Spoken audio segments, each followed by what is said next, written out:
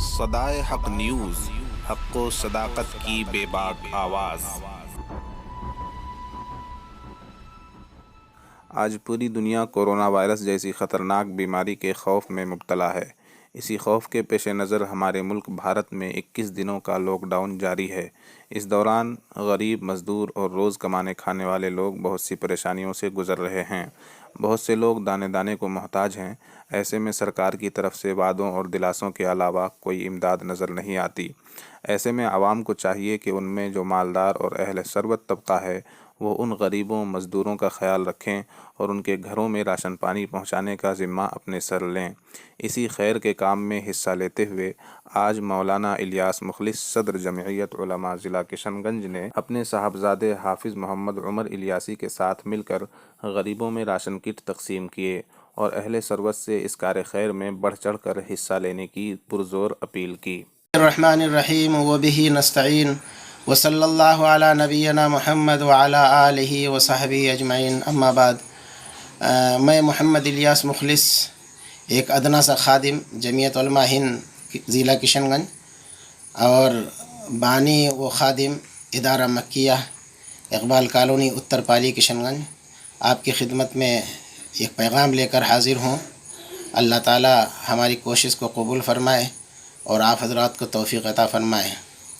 اس وقت جو ایک وبائی مرض کرونا وائرس سے پوری دنیا اور پورا عالم متاثر ہوا ہے، وہیں پہ ہمارے علاقے میں بھی ہر شعبے ذات سے لوگ متاثر ہیں، اور خاص کر وہ مزدور طبقہ جو دن بھر مزدوری محنت کرنے کے بعد شام کو اور رات کو دال چاول لے کر اپنے بیوی بچوں کے لیے کھانے کا انتظام کرتے تھے، ان کا کام اور ان کی مزدوری بالکل ٹھپ ہے اور وہ ایک جگہ پہ منجمد ہو چکے ہیں۔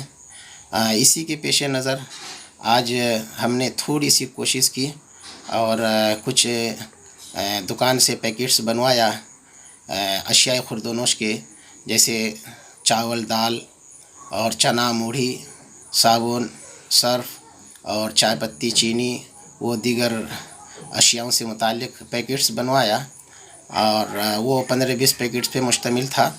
ایک گاؤں نہیں بلکہ ایک چھوٹے سے ٹولہ میں پہنچا۔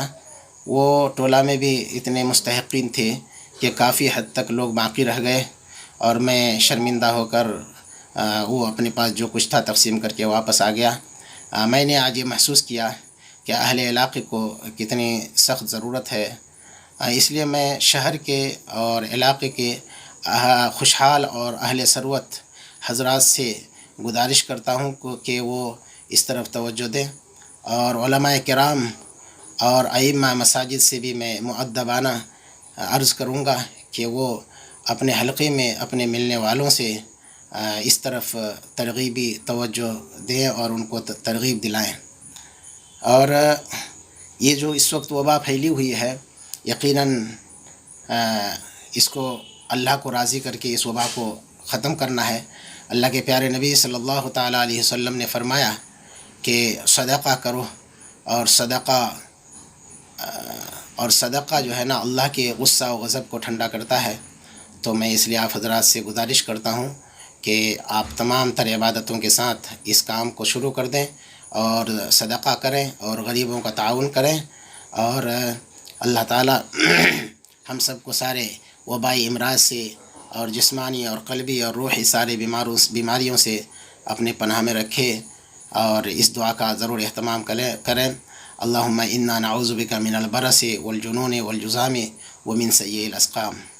بس انہی گزارشات کے ساتھ آپ سے میں غائب ہو رہا ہوں، آپ کی خدمت میں پھر حاضر ہوتا رہوں گا۔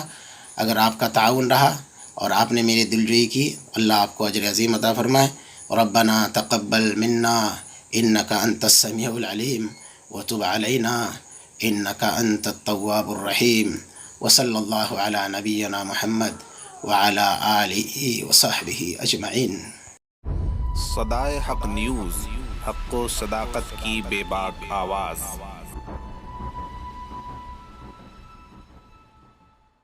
اپنے نام، کام، بزنس، پولیٹکس پرچار، مبارکبادی یا کسی بھی طرح کے وگیاپن اور اشتہار کے لیے ہمارے چینل صدائے حق نیوز سے سمپرک کریں۔